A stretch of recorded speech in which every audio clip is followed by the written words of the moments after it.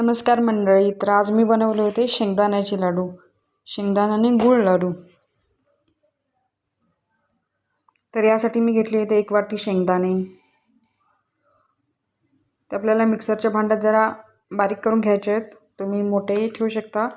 मी थोडीशी पावडर करून घेतली आहे, ते आपल्याला एका बाउलमध्ये घ्यायचे आहे.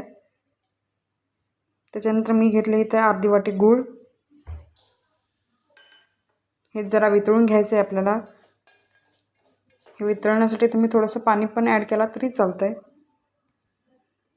आपल्याला तार नाही पकडायची आहे, फक्त वितळून घ्यायची आहे गूळ. त्याच्यानंतर थोडीशी वेलची पूड घालायची आहे टेस्टसाठी. त्याच्यानंतर हे गूळ वितळलेलं आपल्याला शेंगदाण्याच्या पावडरमध्ये मिक्स करून घ्यायचं आहे. आपण हे चांगलं मिक्स करून घ्यायचं आणि ह्याचे लाडू वळून घ्यायचे.